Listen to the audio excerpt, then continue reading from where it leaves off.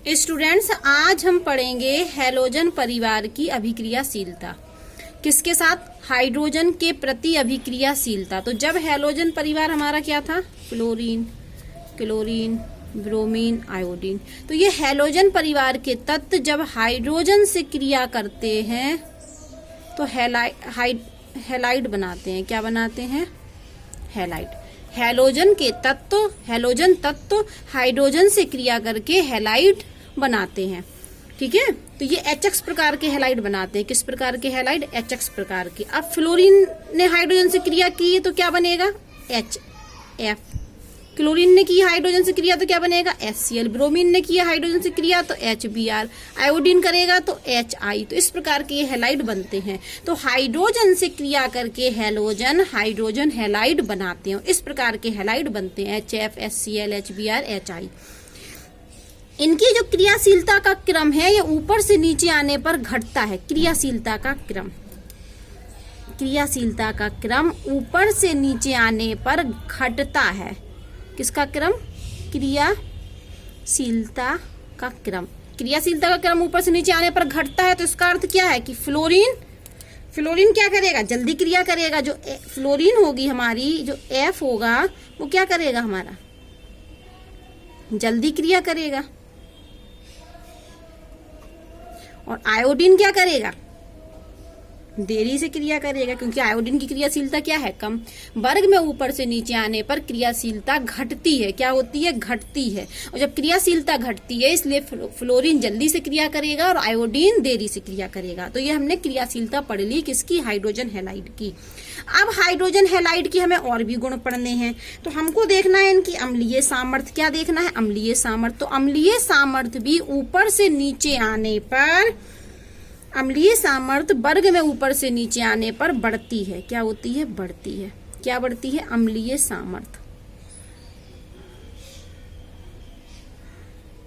ठीक है, अम्लीय सामर्थ्य क्या होती है? हमारी बढ़ती है। अब हम देखने वाले हैं वियोजन एंथैल्पी। क्या देखने वाले हैं? वियोजन एंथैल्पी। तो वियोजन एंथैल्पी ऊपर से नीचे आने पर घटती है। क्या घटता है? वियोजन, इस क्रम में वियोजन एंथैल्पी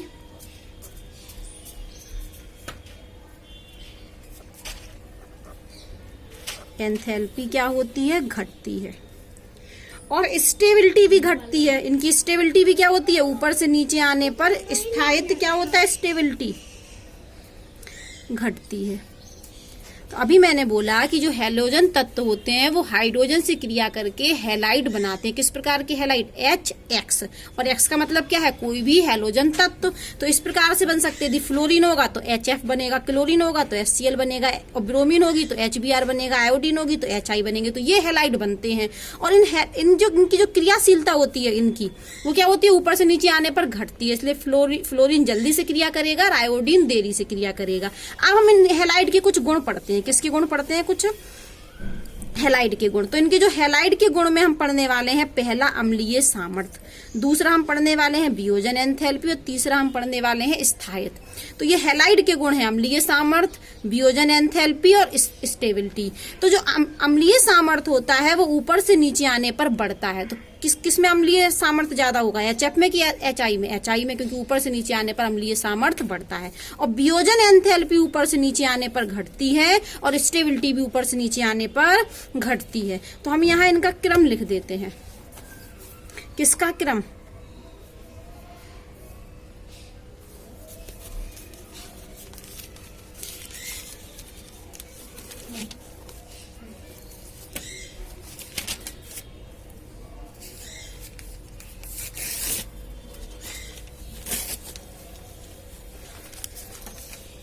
यहां लिख देते हैं।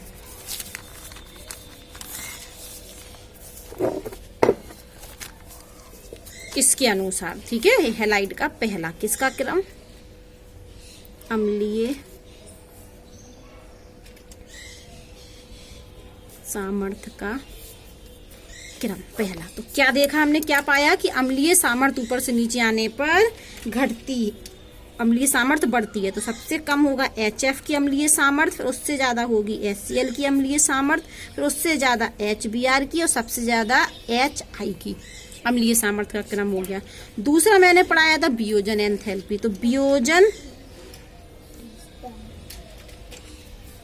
एंथैल्पी का क्रम, तो वियोजन एंथैल्पी क्या बताया था, ऊपर से नीचे आने पर घटती है। तो HF की ज्यादा, फिर HCl की और कम, HBr की और कम, और HI की वियोजन एंथैल्पी सबसे कम। अब तीसरी पढ़ने वाले हैं हम स्थायित्व। क्या पढ़ने वाले हैं, स्थायित्व का क्रम। तो स्थायित्व भी क्या होता है, ऊपर से नीचे आने पर घटता है। तो HF का सबसे ज्यादा स्थायित्व, फिर HCl का और कम, HBr का और कम, और सबसे कम HI के। तो हमने ये 3 गुण पढ़ाए हैं आपको कि हैलाइड में जो अम्लीय सामर्थ्य होता है वो ऊपर से नीचे आने पर बढ़ता है, इसलिए ये क्रम होगा। वियोजन एंथैल्पी ऊपर से नीचे आने पर घटती है, तो ये क्रम होगा। और स्टेबिलिटी जो स्थायित्व होता है वो भी ऊपर से नीचे आने पर घटता है, तो ये क्रम होगा। तो कोई हमसे पूछे कि HF ज्यादा स्थायी है कि HI, तो हम क्या बोलेंगे, HF ज्यादा स्थायी है, HI कम स्थायी है। अगर अम्लीय सामर्थ्य पूछ लें इन दोनों में कि HF की ज्यादा अम्लीय सामर्थ्य की HI की, तो अम्लीय सामर्थ्य HI की ज्यादा होती है। वियोजन एंथैल्पी किसकी ज्यादा होती है, HF की, और सबसे कम किसकी होती है, HI की। तो यहाँ पर आज हमने पढ़ लिया कि हैलोजन तत्व जब हाइड्रोजन से क्रिया करते हैं तो हैलाइड बनाते हैं, और इन हैलाइड की हमने 3 प्रॉपर्टीज पढ़ ली। अब हम पढ़ने वाले हैं ऑक्सीजन के साथ क्रिया। तो जब हैलोजन परिवार के तत्व, जब हैलोजन तत्व ऑक्सीजन से क्रिया करते हैं तो ऑक्साइड बनाते हैं। क्या बनाते हैं, ऑक्साइड बनाते हैं। और इनके जो अधिकांश ऑक्साइड होते हैं वो अस्थायी होते हैं। तो हैलोजन के तत्व ऑक्सीजन से क्रिया करके ऑक्साइड बनाते हैं, और अधिकांश ऑक्साइड जो होते हैं वो क्या होते हैं, अस्थायी होते हैं। तो फ्लोरीन 2 ऑक्साइड बनाता है, कौन कौन से, OF2 एंड O2F2। तो ये वाला जो ऑक्साइड है आपका OF2, ये कितने तापमान पर स्थायी होता है, 298 केल्विन पर स्थायी होता है।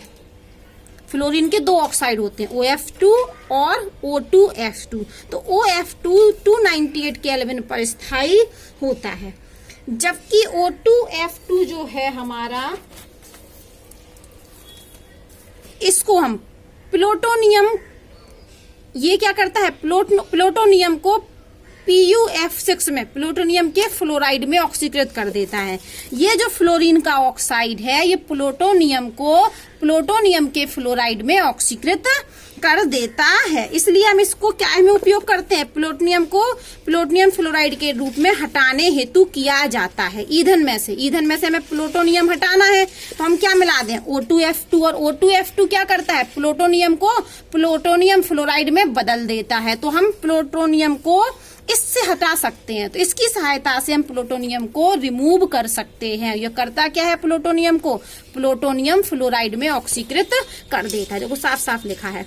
इस प्रकार इस अभिक्रिया का उपयोग हम ईंधन से प्लूटोनियम को प्लूटोनियम फ्लोराइड के रूप में हटाने हेतु किया जाता है। हमें प्लूटोनियम हटाना है तो O2F2 क्या करता है, प्लूटोनियम को प्लूटोनियम फ्लोराइड में बदल देता है, ऑक्सीकृत कर देता है। इस तरीके से हम प्लूटोनियम को हटा सकते हैं, क्योंकि प्लूटोनियम क्या बन गया, प्लूटोनियम फ्लोराइड बन गया। तो यहाँ हमने पढ़ा कि हैलोजन तत्व ऑक्सीजन से क्रिया करके ऑक्साइड बनाते हैं, और अधिकांश ऑक्साइड अस्थायी होते हैं।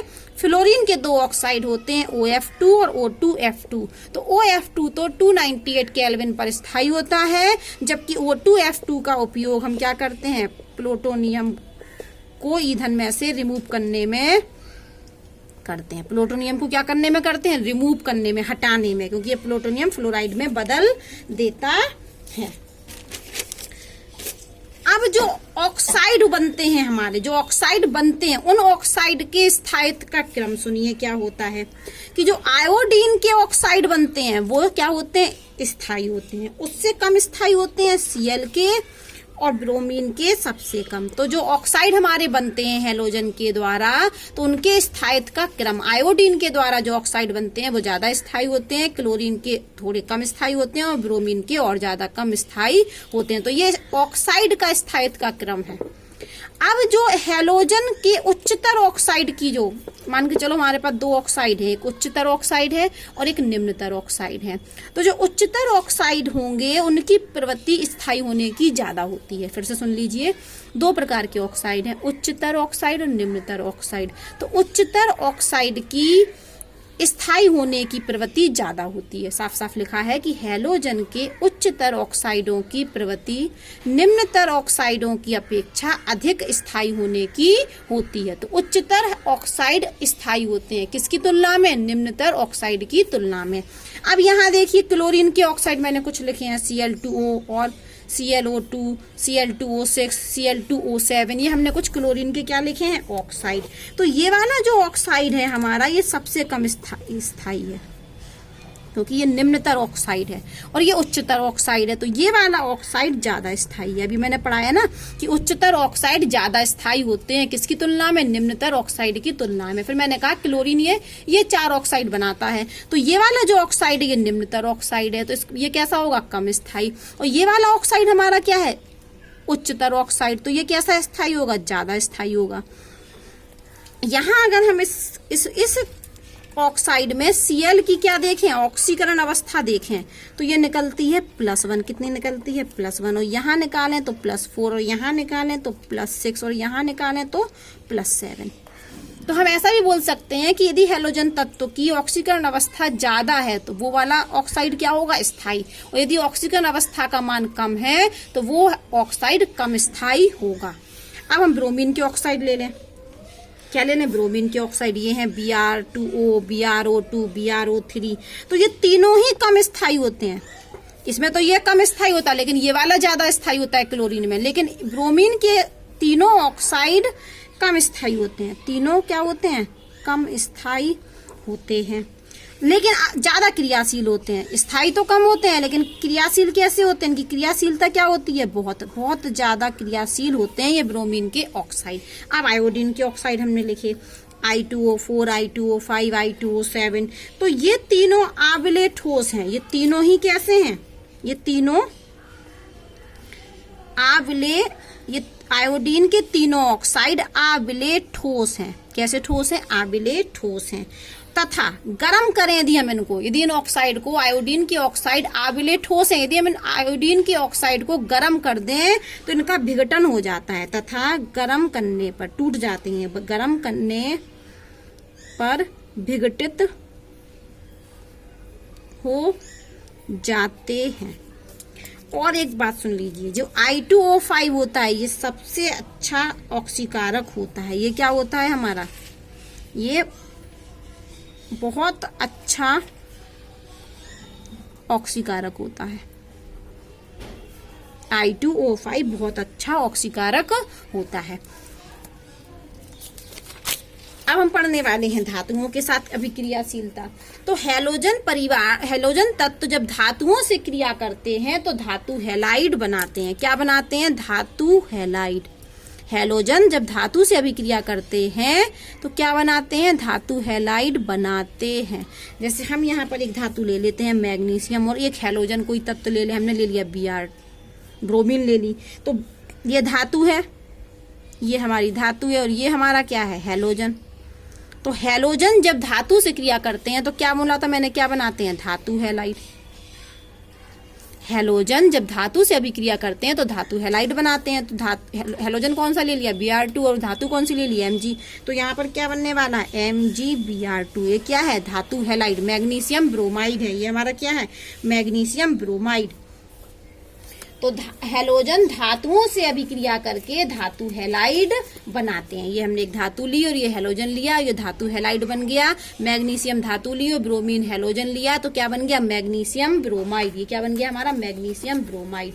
और इन जो धातु हैलाइड बनते हैं, इन धातु हैलाइड में जो आयनिक गुण होता है उसका क्रम सुनिए।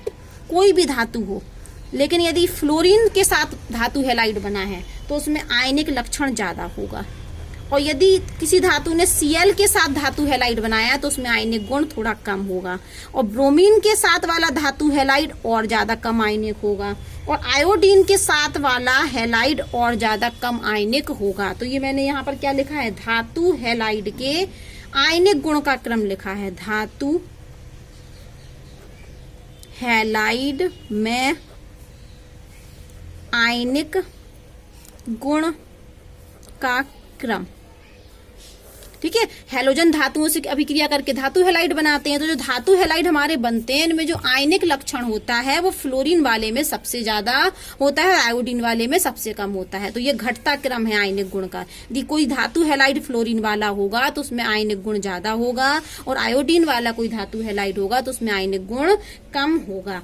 अब एक बात और सुनिए, यहाँ पर हमने लिखा एक SnCl2 ले लिया और एक SnCl4 ले लिया।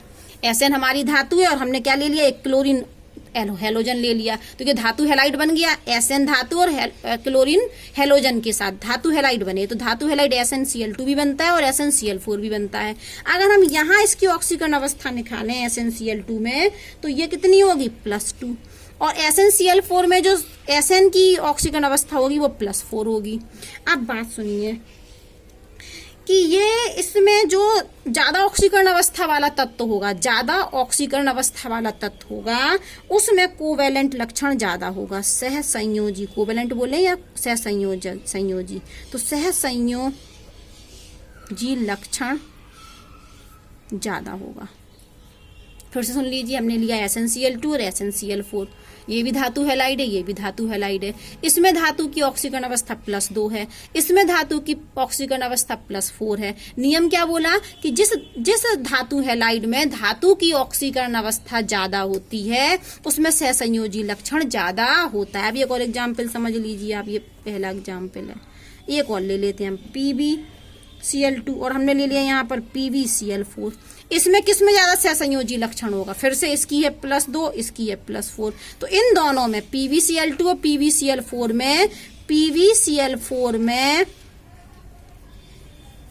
सहसंयोजक लक्षण PbCl2 से ज्यादा होगा, और यहाँ पर SnCl2 में सहसंयोजी लक्षण SnCl2 से ज्यादा होगा। क्यों ज्यादा होगा, क्योंकि यहाँ पर ऑक्सीकरण अवस्था ज्यादा है, इसमें क्या है, कम है। यहाँ पर इसमें ज्यादा है तो इसमें सहसंयोजी लक्षण ज्यादा होगा। तो साफ साफ लिखा है कि निम्न ऑक्सीकरण अवस्था वाले हैलाइडों निम्न ऑक्सीकरण अवस्था वाले हैलाइड से अधिक सहसंयोजी होते हैं। कौन, उच्च ऑक्सीकरण अवस्था वाले हैलाइड। वापस सुनिए, उच्च ऑक्सीकरण अवस्था वाले हैलाइड निम्न ऑक्सीकरण अवस्था वाले हैलाइड से अधिक सहसंयोजक होते हैं। कौन अधिक सहसंयोजक होता, उच्च ऑक्सीकरण अवस्था वाले हैलाइड अधिक सहसंयोजक होते हैं। किससे, निम्न ऑक्सीकरण अवस्था वाले हैलाइड से। तो ये क्या है, हमारी निम्न ऑक्सीकरण अवस्था वाला हैलाइड है, और ये क्या है, उच्च ऑक्सीकरण अवस्था वाला हैलाइड है। तो उच्च ऑक्सीकरण अवस्था वाला हैलाइड अधिक सहसंयोजक होता है निम्न ऑक्सीकरण अवस्था वाले से। इसलिए SnCl4 अधिक सहसंयोजक है SnCl2 की तुलना में, और वही नियम यहाँ लगा कि PbCl4 अधिक सहसंयोजक है PbCl2 की तुलना में। अब हम चौथी प्रॉपर्टी पढ़ने वाले हैं, हैलोजन की अभिक्रियाशीलता हैलोजन के साथ। तो हैलोजन परमाणु दूसरे हैलोजन परमाणुओं के साथ अभिक्रिया करते हैं और बहुत सारे यौगिक बनाते हैं। इन यौगिक को हम अंतरा हैलोजन कहते हैं। एक हैलोजन दूसरे हैलोजन के साथ बहुत सारे यौगिक बनाते हैं और उन यौगिकों को हम अंतरा हैलोजन कहते हैं। ये किस प्रकार के हो सकते, XX प्रकार के, कि मान लो एक Cl है एक Br है, या हो सकते हैं XX3 प्रकार के, कि मान के चलो Br है और Br ने Cl से किया तो BrCl3, या XX5 प्रकार के, मतलब BrCl5, इस तरीके से बन सकते हैं। ठीक है, लेकिन यहाँ पर जो X है वो बड़े आकार का हैलोजन तथा X छोटे आकार का हैलोजन होना चाहिए। यहाँ पर एक X है और एक क्या है, X डैश है।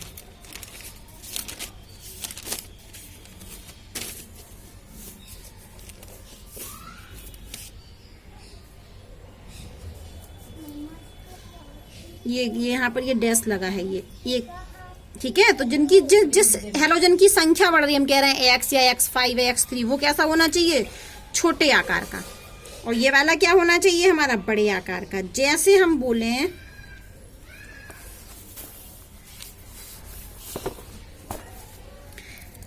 चौथा है हमारा हैलोजन के प्रति अभिक्रियाशीलता, हैलोजन के प्रति अभिक्रियाशीलता। ठीक है, तो क्या बनाते हैं ये, अंतरा हैलोजन बनाते हैं। XX डैश प्रकार के, XX डैश 3 प्रकार के, XX डैश 5 होते हैं, XX डैश 7 होते हैं। अब यहाँ ध्यान से सुनिए, ये भी X है, X हैलोजन है, ये X डैश भी हैलोजन है, लेकिन जो X है ये होना चाहिए हमारा बड़ा आकार, बड़े आकार वाला। ये कैसा हैलोजन होना चाहिए? बड़े आकार वाला। और जो X डैश है वो कैसा होना चाहिए? छोटे आकार वाला हैलोजन। और ये छोटे आकार वाला, ये बड़े आकार वाला। कहने का अर्थ ये है कि Cl और F में कौन बड़ा होता है?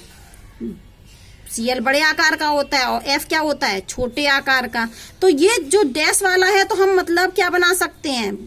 बड़े को मेन माने तो Cl F3 तो बन सकता है, लेकिन FCl3 नहीं बन सकता।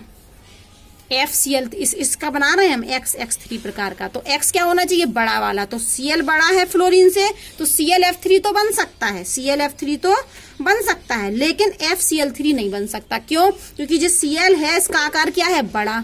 और ये जो बड़ा है तो हम तो कह रहे थे जो जिनकी संख्या 3 है उसको X डैश को कैसा होना चाहिए? छोटा। उसी प्रकार से हम ClF5 तो बना सकते हैं, लेकिन FCl5 नहीं बना सकते हैं। कुछ समझ में आ रहा है?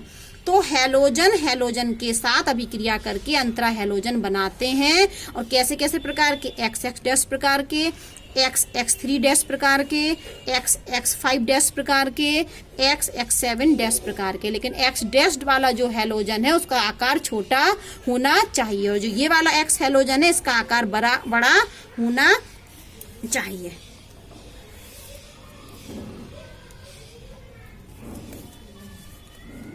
हम यहाँ पर कुछ हैलोजन की देख लेते हैं। हमने Cl2 लिया, एक हैलोजन, इस हैलोजन की अभिक्रिया फ्लोरीन से करा दी, क्लोरीन की अभिक्रिया फ्लोरीन से करा दी, तो यहाँ पर बन गया ClF। ये किस प्रकार का है? XX डैश प्रकार का है। अब हमने Cl2 ले लिया और Cl2 की अभिक्रिया हमने फिर से फ्लोरीन से करा दी, लेकिन अब हमने फ्लोरीन को लिया एक्सेस में, मतलब अधिक मात्रा में, तो हमारा बनेगा ClF3। क्या बनेगा? ClF3। ये 2 होंगे, ये किस प्रकार का है? XX dash 3। देखो X डैश है, X डैश की जगह कौन है? फ्लोरीन। तो फ्लोरीन क्या होता है? क्लोरीन से छोटा होता है, तो नियम बन गया हमारा। अब हमने यहाँ पर एक और ले लिया, आयोडीन ले लिया, आयोडीन की अभिक्रिया हमने Cl2 से करा दी, तो हमारा क्या बन गया? ICl प्रकार का बन गया। ये 2 थे तो ये 2 बन गए। ये किस प्रकार का? XX डैश प्रकार का। अब हमने आयोडीन की अभिक्रिया फिर से क्लोरीन से कराई, लेकिन क्लोरीन को क्या ले लिया? एक्सेज में ले लिया, अधिक मात्रा में, तो हमारा बनेगा ICl3। और ये लेंगे हम 3, तो यहाँ 2, तो ये किस प्रकार का हो गया? XX-3 प्रकार का। अब आप देखिए ये डैश वाला है जो 3 जुड़े हैं, क्लोरीन। तो क्लोरीन क्या होता? छोटा होता। किससे? आयोडीन से। लेकिन ये नहीं बन सकता कि हम कहें Cl(I3), ये नहीं बन सकता। क्यों? क्योंकि ये क्या है? बड़ा आकार, और ये क्या है? छोटा आकार। वो नियम में क्या कह रहा है कि इसको होना चाहिए छोटा और इसको होना चाहिए बड़ा। ये तो उल्टा हो गया, ये बड़ा हो गया, ये छोटा हो गया। ठीक है, इसी प्रकार से हमने ब्रोमीन लिया और ब्रोमीन की अभिक्रिया करा दी फ्लोरीन से, तो हमारा बन गया BrF3। ये 3 लिए थे हमने, तो ये 2 लगे। ये किस प्रकार का है? XX-3 प्रकार का। अब हमने फिर से ब्रोमीन लिया और ब्रोमीन की